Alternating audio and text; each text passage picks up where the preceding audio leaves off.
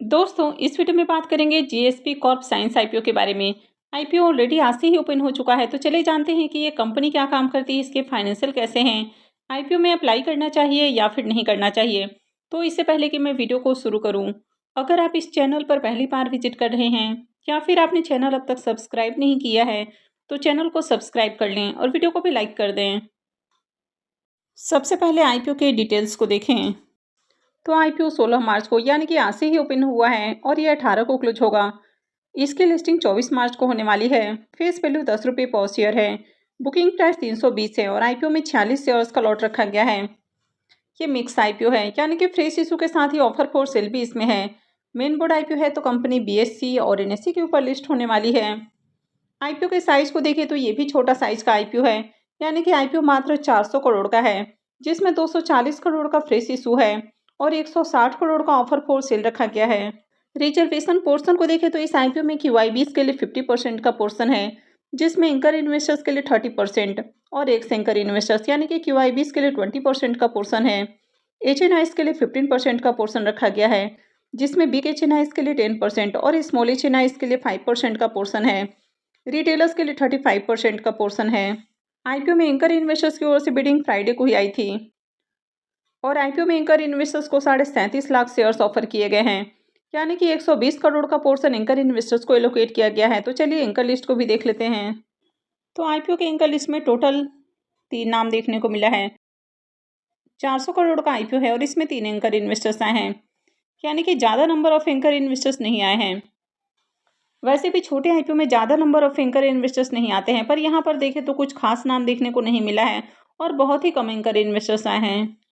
अब कंपनी के बिजनेस के बारे में बात करें तो जैसा कि कंपनी के नाम से इसके बिजनेस का आइडिया हो जाता है कि ये जो कंपनी है ये कॉर्प से रिलेटेड बिजनेस करती है, यानी कि कंपनी फसल को जो बचाने वाले केमिकल्स होते हैं, यानी कि जो एग्रो केमिकल्स हैं जैसे कि इंसेक्टिसाइड्स, हर्बिसाइड, फंगिसाइड, तो इस तरह के कंपनी केमिकल्स बनाती है। ये कंपनी 1985 में इनकॉर्पोरेट हुई है।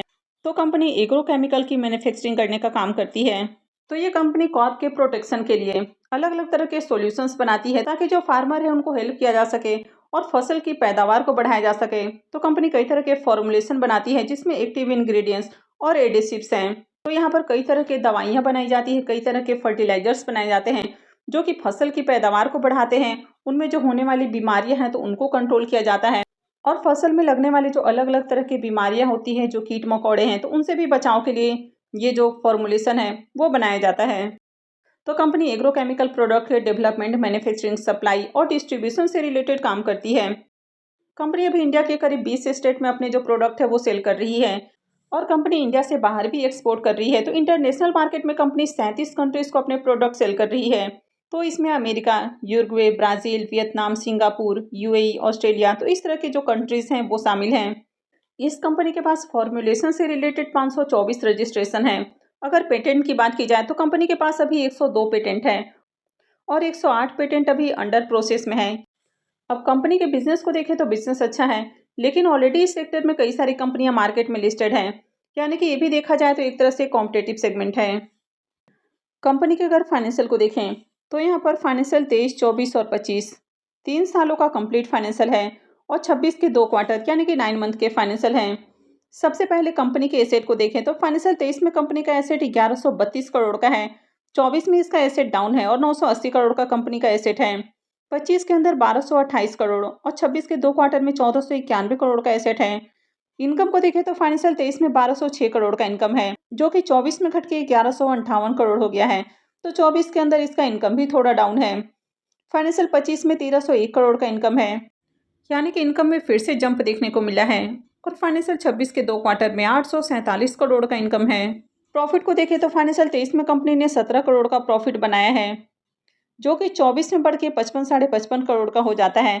यानी कि 24 के अंदर इनकम तो डाउन है लेकिन कंपनी का जो प्रॉफिट है वो इंक्रीज हुआ है। तो इसका मतलब है कि कहीं ना कहीं कंपनी ने अपने एक्सपेंसेस को कम किया है। फाइनेंशियल 25 के अंदर 81 करोड़ और 26 के 2 क्वार्टर में भी 81 करोड़ का प्रॉफिट है। तो कंपनी का जो प्रॉफिट है ये लगातार इंक्रीज हुआ है। इबिट्टा को देखें तो इबिट्टा भी साल दर साल बढ़ा है और अगर इसके नेटवर्थ को भी देखें तो नेटवर्थ भी लगातार बढ़ते हुए देखने को मिला है। कंपनी के अगर रिजर्व को देखें तो साल दर साल इसका रिजर्व भी बढ़ा है और अभी कंपनी के पास 490 करोड़ का रिजर्व है। तो कंपनी के पास अच्छा खासा रिजर्व है।